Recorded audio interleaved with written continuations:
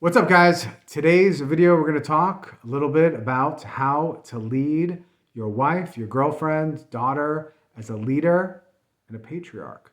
We're going to cover evil spirit of feminism, like why it's toxic femininity. We're going to do 6 pitfalls that continue that poor behavior, those disagreements within your relationship and your marriage. And then I'll give you guys at the end of the video 5 keys to correct it as a man. So let's begin, and bear with me because I'm going to read what I wrote. I didn't write it on a computer because, I don't necessarily subscribe to that, and I think it's a distraction advice, but that's a topic for a different video. Let's begin. So evaluation. What do we know about women? What do you guys know about women? Here's the eval. This is a known fact of like 99.9% of women. No, she won't take responsibility or ownership. All is a reaction to someone or something else. Like there's always like a reaction to, well, if you did it, or if this didn't happen, I wouldn't get upset or mad or whatever, be in a bad mood. Like very much controlled by emotions and outside, blames, because it gives women in general, they get to point the finger and say, it's because of this, it's because of that, it's because of this other thing. Like, that's why I'm like this. And it's very like emotionally, you could say emotionally controlled by outside circumstances. And you could also say that it allows for women, for the most part, not to take ownership of their behavior. So it's always, the actions always blaming someone or something else. So how do you correct this, guys? How do you correct it? That's a tough one, right? So let's think about it and then walk through it together, how you as a husband and a leader and a father can correct these issues. So first, as the husband, you are not a victim. Like a lot of times, like the women will see themselves as victims to circumstance and victims of their emotions. As a husband, know that you are not a victim of the poor behavior, treatment, or disconnect within that relationship or marriage. You, the husband, the father, the patriarch, have to own all in your realm, including your marriage, not as a resentful, angry victim. So let's begin. So feminism, and I truly believe this, like in the modern West, like in our times, there is an evil spirit of feminism. Now, this evil spirit of feminism makes one, their choices. This could be man or woman, right? There's feminism and the poison of it, it doesn't discriminate whether it's dudes or gals or whatever it might be. Like it doesn't discriminate. There are a lot of guys that I know that are giant emotional feminists, and it's disgusting. It's actually gross, man. So there's an evil spirit of feminism that makes one, man or woman, but more leaning towards the women, their choices, their anger, their impulses, their indifference, their attitude of why does it matter? Or God does not care about, insert something, or I had a visceral reaction because of, insert that thing. Lots and lots of people do this. Lots of guys do this, especially women, but you could say lots of guys do that, and they're operating in the sphere of feminism. So that feminism, when you do that, it denies both God's will and they're governing their own reactions and their internal dispositions. You guys don't want to do this. You need to govern your reactions and your internal dispositions as a husband, as a father, as a leader. Like you need to be governing yourself.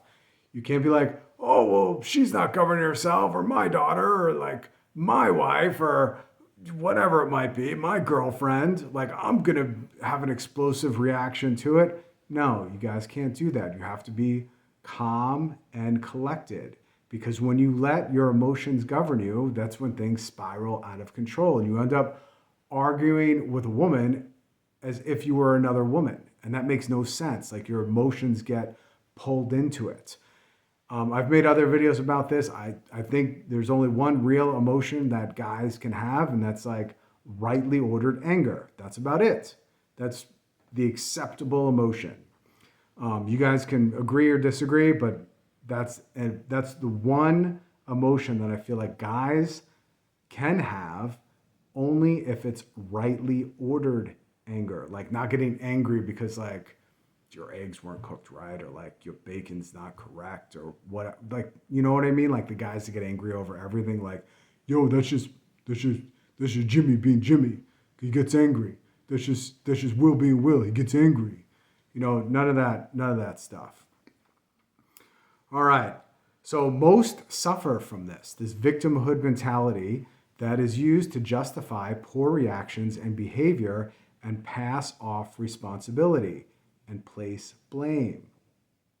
That's gross. Guys, men, patriarchs, leaders, we don't do that. You got to banish that victimhood mentality and that placing blame on outside factors. You got to banish that from your operating system. That's not how you govern your realm. This is a weakness. So number one, that weakness, it creates a perpetual victimhood. Secondly, it places blame on the other.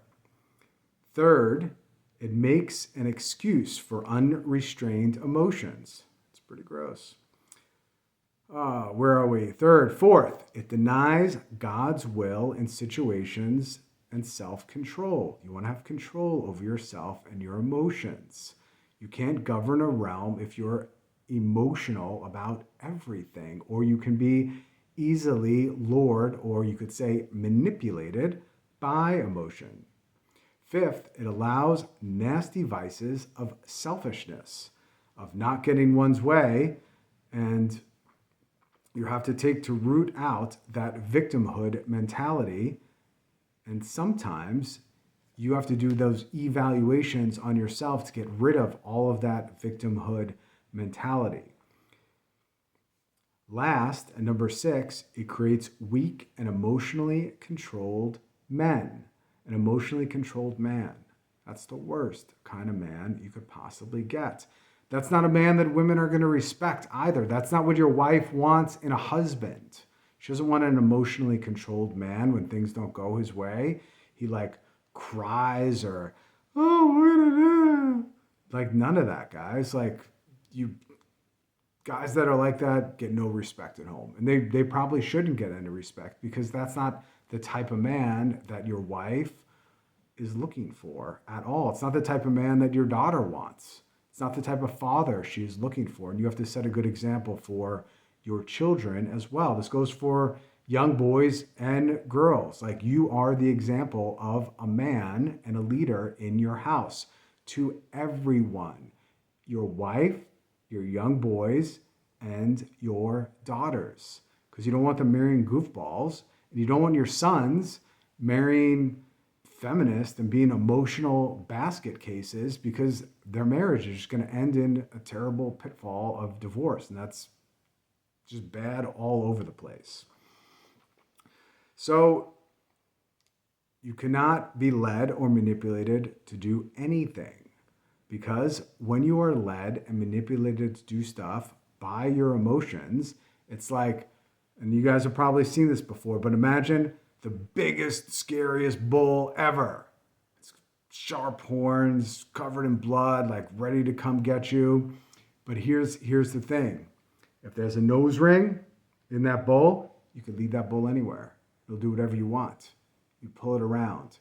That's how it works out when you are led by your emotions. You're being pulled into situations without rational reason.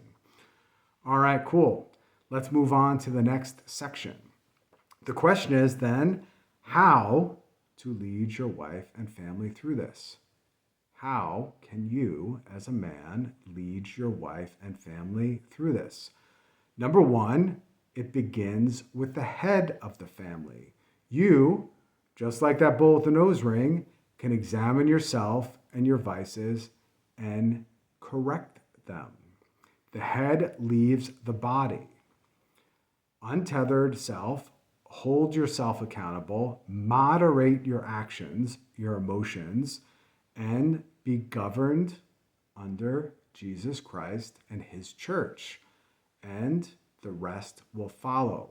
Why I'm saying Jesus Christ and his church is because it lays out the rules and commandments that are above you. Like, you are not the orchestrator of the rules of your household. Like, God gave us those rules, and when they're outside of you and you're not just making it up as you go along, you have something to fall back on. Second, as you correct, self-correct wife and children in measure, knowing their disposition is bent towards selfishness and victimhood. So you're going to be governing everyone in your household. First, it starts with you. Second, you have to govern everybody, knowing that their nature is bent towards selfishness and victimhood. And you have to correct them in measure. Like, the way you correct an emotional daughter who is very sensitive is different how you correct a boy. Or how you correct an emotional sensitive daughter is different how you correct a non-emotional daughter. You parent them differently, like you lead them differently, you communicate with them differently. Same thing with a wife. Your wife, you have to govern them according to their nature, their disposition. That goes for you too. Know your vices. I made a video about you guys taking ownership and knowing your vices, so you could also look at that on my channel. Let's go to the third. Number 3. You guys are going to like this one, and I'm going to get a little bit of pushback on this one. Give praise for the good in your wife and your children, and forgo any negative comments mixed with that praise.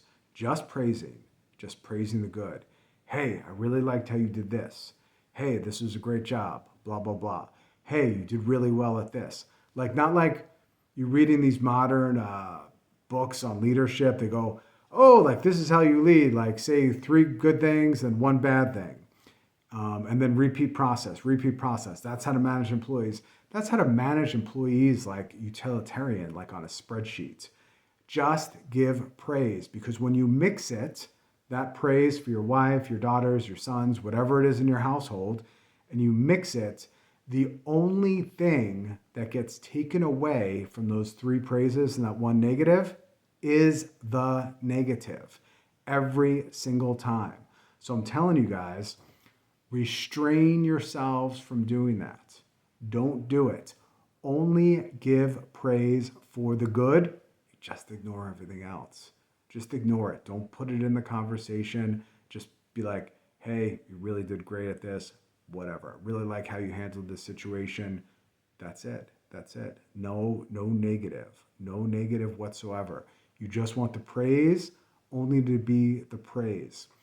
Now, what this does is it's going to say, and this goes for guys too, this goes for anything, the praise is saying, like, I really liked how you did this really good thing. And the way somebody hears that is, okay, cool, I got praise. Now I can go do that really good thing again. Because they'll stop doing the negative stuff because they're going to be focused on the good stuff where praise comes from. That was number 3. Number 4, correct only when necessary. So the praise is the praise by itself. Only praise, no negative. Number 4, correct only when it's absolutely necessary. Like, you don't need to nitpick on every single thing. You don't have to. The other thing too with criticizing or correcting, don't criticize, but correct. And do it in this type of manner. This will be the best way for you guys to help lead your wives and your children, is do it in this exact way. Correct only when it's absolutely necessary. Don't do it on a character attack. Like, you don't want to attack their character, okay? Nor Do you want to go into name calling? Because that just degrades the conversation, makes it not a conversation anymore, not a real connection. It degrades it, and then you get into the name calling thing, and then all of a sudden, like, you're acting in the framework of feminism and emotions, and that's just gross.